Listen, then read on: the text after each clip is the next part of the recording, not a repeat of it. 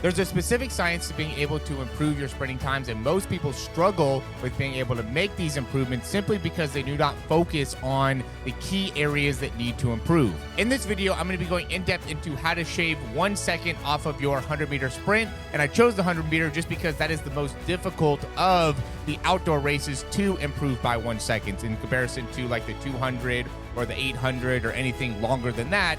Shaving off 1 second is going to be significantly easier than within the 100. In order to do this, I'm going to be comparing two different athletes. We have one on the right. This is from a video on Reddit. And then we also have Noah Lyles here from his 979 in the Olympics. Now, you might be thinking that this doesn't apply to you. You're not going to be able to run 9.7 or maybe not even have the goal of being an Olympic world champion. But the big thing is going to just be getting a understanding of how to look at the numbers in a way that's going to make it so you can get specific into how you can improve your 100, 400, 800, 1600, whatever it ends up being. We want to be able to take your individual race, which would be something like this athlete here from Reddit, and then compare it to somebody that's already doing it at a high level so you can see clearly how to make those improvements. So if you're watching this video, you're probably looking to get some clear guidelines on what you need to do in order to improve by 1 second. And what I'm going to be able to give you is going to be 3 different data points that I think are critical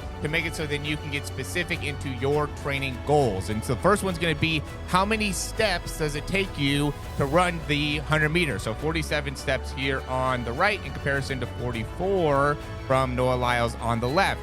Now, as we get in depth into the technical side of what he's doing, and we can see a lot of different flaws that obviously stand out, but this is, I think, something that a lot of people make the mistake in, is they start to look more in depth into just what stands out from a technical perspective on what are some of the issues within the sprinting without getting any data on why that ends up being a big thing. And the reason that ends up, I think, messing people up is it's similar to if you just look at a business that's maybe not making as much money from the sales or not generating as much sales, and you therefore just decide to fire the salesperson without looking at what's the quality of the product, what's the advertising, what is the amount of closing that the salesperson is actually doing. If the salesperson is closing 80% of the leads and you just fire him because the sales aren't high, then you kind of messed up, because really the issue was the leads, not the person that was actually doing the sales. So just because there's something that is not right or that doesn't look right when you're sprinting doesn't mean it needs to be corrected. An example would be Gout,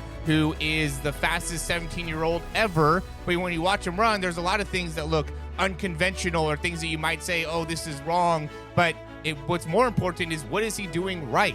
And so just because you're doing something that it looks unconventional doesn't mean it's wrong. It could still be helping you run a great time. So that's why it's important to look at the data. Another important thing is going to be, how much time are we spending on the ground per step? And then the last thing is going to be, how fast is the leg cycling, which is essentially from when one foot comes off of the ground to when it comes back and strikes the ground. How much time does that take? Once you get those 3 numbers, it can be very clear for you on how to make the improvements that you need to make in your whatever sprint is to be able to shave off 1 second. So when you look at Noah Lyles, when he is striking the ground and the time that it takes him to transition off the ground, or his contact time, it's about 0.09 seconds. And the amount of time that it takes from when the foot comes off of the ground to when it comes back and strikes the ground is about 0.3 or 0.34 seconds, depending on the leg. Is about 0.3 when he is on his right, and it's about 0.34 when he's on his left. Now we compare that to this athlete, who is spending closer to about 0.1 seconds with his foot on the ground per step. And then he is spending, so we look at the right leg, for instance, he's spending closer to 0.4 seconds with his leg cycle, or the amount of time spent off the ground. So just here, I would say he needs to improve the leg cycle time. If he takes this 0.4 down to 0.38, what that would do, that 0.02 difference, if you take that over the 47 steps, so the steps stay the same and also the foot contact time stays the same, he just cycles the legs a little bit faster, he would go from 11.4 to a 10.5.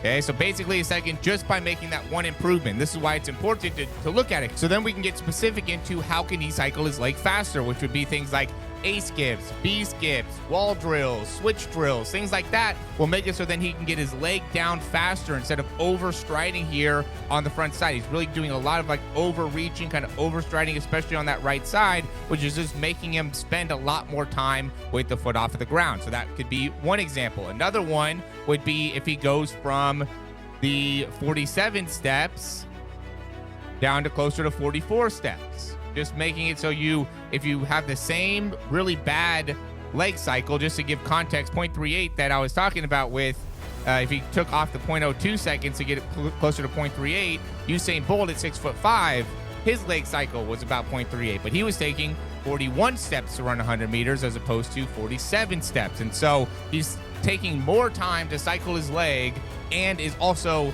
taking more steps to cover 100 meters. So that is just that's the difference between running 11.4 and running the fastest of all time.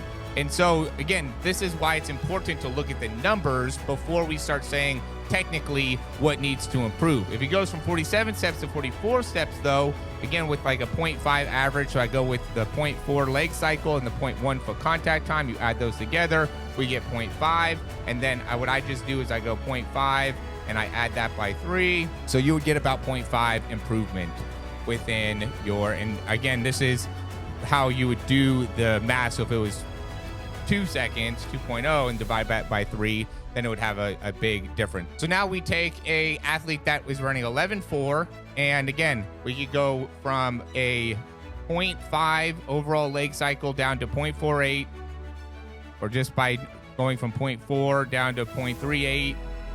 And also, right, this just has the foot contact time still in it, and also go from 47 steps down to 44 steps.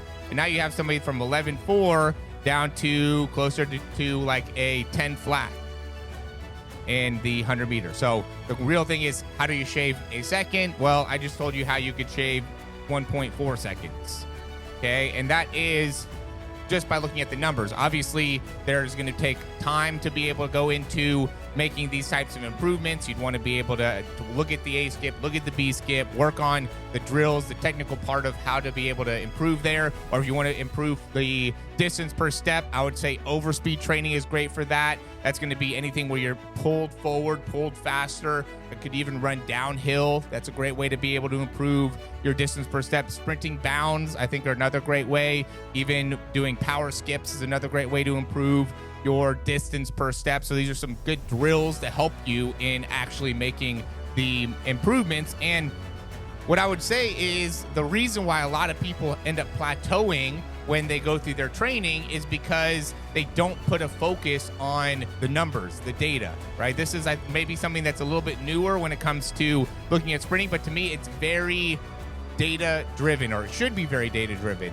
And the way to be able to get specific into the data is by first looking at what is your performance, and then being able to actually predict how much better you should be able to get just by getting a better understanding of some of the numbers that you're taking, how much distance you're covering per steps, as opposed to just saying, oh yeah, your foot is too low to the ground. We need to get better with that on like your right leg cycle. The foot needs to get higher. Or, you know, you ran 11.4, you need to get stronger. That doesn't necessarily mean you need to get stronger. There's a lot of things that could end up getting better. Now, I do want to say with foot contact time, his is pretty good. 0.1 seconds, no allows with 0.09. I'll see a lot of people that are closer to 0.12, 0.13 with the foot contact time. So if you want to get better at that, and even if he went from averaging the 0.1 or got a 100th of a second faster on each one of his steps, which a 100th is super fast to be able to really comprehend how much time that is, or how little time that is. I think I saw that like a butterfly flaps its wings in like 0.03 seconds. So that's how fast shaving 0.01 seconds would be off of your foot contact time. Faster than how fast the butterfly is flapping its wings. And so what you have to be able to do though, or if you take the math and you say 0.01 seconds off each step, 47 steps, that's going to also take you from an 11.4 down to a 10.93. Okay, and you don't have to do all three of these things. My recommendation would be to do one of these things and really get great at that, whether it's the distance per step, or to me, the leg cycle would be the big thing, because that 0.4 is really not a good leg cycle. I'd really focus on being able to get that foot down a lot faster. I think you can make a big improvement if he did that. But if we wanted to do the foot contact time, the things that you could work on are mostly going to be plyometric type exercises, ankle jumps, broad jumps, depth drop jumps, just doing explosive weight training. All those things are going to help you in being able to be more explosive. It's not really being very new age with any of the types of exercises. You don't need to have these super fancy drills or super fancy exercises that everybody wants to put on Instagram or TikTok or whatever. It's really just being focused on what is it that you actually need to get better at, instead of saying, oh yeah, I need to get better at the distance per step and the foot contact time and the leg cycle, and maybe getting a little bit get better but not having any data to be able to support it. Instead, what my recommendation would be to get very specific into one particular thing that you need to improve on, and then put all of your effort into getting that part better. The drills, the exercise, the warm-ups, the focus on when you're actually sprinting, when you're going through your training, when you're running your 100s, when you're running your 200s, when you're at practice, you're focusing on, again, for this particular athlete, getting the foot down quicker. You do that for day after day after day after week after month, you're going to see improvements in the sprinting time, especially if you implement the right type of drills and you do them with a very specific type of focus. Now, for somebody that's maybe going a little bit longer into their sprinting, let's say they're going to be doing like a 400-meter sprint, what I would do is I would break it down into 400-meter kind of brackets. And then from that, look into the steps, the foot contact time, and the cycle. And then from that, be able to say, okay, how do I do compared to some of the top sprinters, right? And so now you can see, okay, maybe your 1 to 200 is not good, and that's where you need to put a big focus. Or maybe it's your last 100. And that's where you need to put a big focus. For a lot of people, I think it would just stand out if you just broke the 400 up into 400-meter quadrants and just looked at that data, looked at the step count, the time you spent on the ground, and how fast you're cycling the leg. But if you wanted to get more data, if you wanted to be able to get a better comparison, is I would look at the top athletes. And there's so much video out there. It's so easy to be able to see guys that are running 45 seconds even. Like, let's say you run 50 seconds and you have a goal to run closer to 45, or you want to run 47. It's so easy to be able to say, okay, this is what I'm doing wrong. You look at some yourself running 50, and then you'll find somebody that's running 47. Look at about your height, maybe a similar sprinting mechanics. This is what I used to do when I played quarterback. This is why I like doing the sprinting stuff, is because I would look at quarterbacks that just threw like me, or the same height as me, and I was trying to improve my throw. So then I would just look at, okay, what am I doing that they're doing, or that what am I not doing that they're doing? Or what am I doing wrong that I can improve? Can I get the ball out of my hands faster? Is my hand the right height? Am I not using my hips enough? And the more I watched it, then the more I was able to make improvements. Same type of thing with sprinting here, and this is also what I do with my own sprinting, is I'll watch it, be able to look at what I need to improve on. Look at Noah Lyles. Okay, he's running 26 miles an hour. I'm running 22 miles an hour. How do I get closer? Well, I need to get more height in my knees. I need to get more range through my arms, through my shoulders. These are, again, very low-hanging fruits, easy things that you can do that will make a big difference in your times if you just get very focused on what needs to improve. And the best thing about when you measure it is what gets measured can improve. If you're not measuring this stuff, then the likelihood of you improving gets significantly lower, and the smaller you can make the target. There's a lot of people that talk about how when you play darts, when you aim, you have to aim as small as you can to make it so then you don't miss by as much. If you just aim for the whole dartboard, then the likelihood of you hitting the dartboard or hitting the bullseye is way less likely than if you look at the smallest little point within the bullseye and try to get that to be able to be where the dart actually lands. And so very similar here with how you're training. You want to get very specific into how you can make this as minuscule as you can and improve that minuscule thing, and that will make it so the entirety of your sprinting mechanics will get significantly better. So feel free to reach out to me if you guys have any questions about sprint coaching or ways that we can help you out, or even things within this video. Thanks for watching. Appreciate the time, and we'll talk to you soon. We hope this helps.